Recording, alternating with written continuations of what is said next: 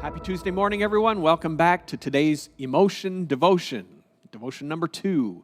Here is the verse. Let's take a look. It's in James chapter 1, verses 19 and 20. It says, "My dear brothers and sisters, take note of this. Everyone should be quick to listen, slow to speak, and slow to become angry, because human anger does not produce the righteousness that God desires." Guys, today's emotion is anger. And I have to say, this is a big one for me. This is one that I struggle with. It always surprises people to hear that only ever see me kind of in my public role, because I, can tend to control that pretty well. But again, I mentioned on Sunday that it's not really an issue of animosity for me. I don't tend to carry feelings of animosity toward people, but it's more of a release of emotion for me and tension that tends to come up inside of me. It is still destructive, though, and I still need to learn how to manage it better. That whole thing, like it says here in this verse, of being quick to listen and slow to speak is so helpful. A lot of popular psychologists have kind of latched onto that concept and have used the 10-second principle, right? Count to 10 slowly and give yourself a chance. And the whole purpose in that is really just to get rid of that initial reaction, which is really important, and this can be very helpful. So just taking a deep breath and, counting to 10 and waiting a second, giving yourself a chance to get over that kind of initial rush of emotion. You can't do much about that initial flash of emotion. It's the response that we need to learn to manage.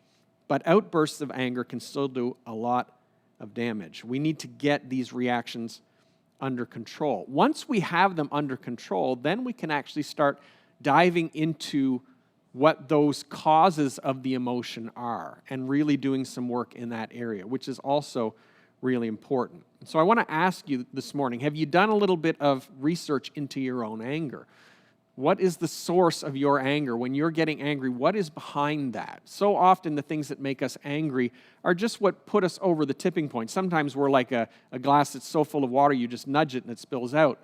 Why is your glass full in the first place? That's the question that I'm asking. I'm not talking about why someone cut you off in traffic or whatever. I'm asking about the deeper things that kind of keep you on that edge of anger and that emotion. Is it a learned response for you?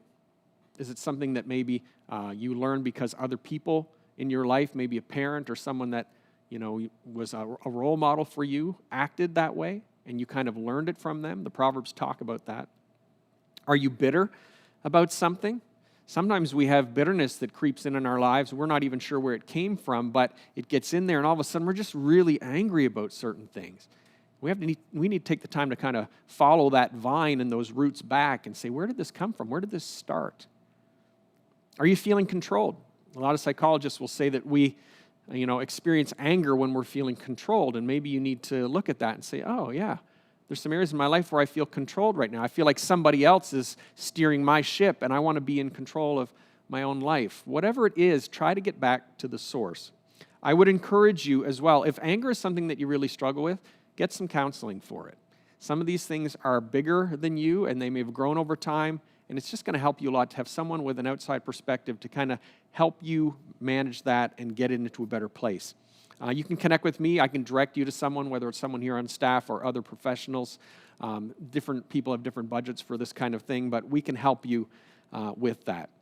Anger gives us this burst of energy, and we know that, and sometimes we will use that. Even Martin Luther talked about how he did things, how his anger motivated him to do things, and that can be good or bad depending on how you manage it. But we know that when we're acting in anger, when we continue to act in anger, it's like this verse says, it does not produce the righteousness that God desires. And so we have to change our patterns.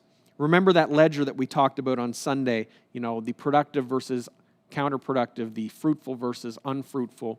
We need to get that anger onto the constructive and fruitful side. We need to be, yes, rich in emotion, but doing the things that are productive and fruitful. And step one is using that energy to make a good choice. So your good choice today is delve into why are you feeling angry and commit to talking with someone and getting help if this is something you struggle with.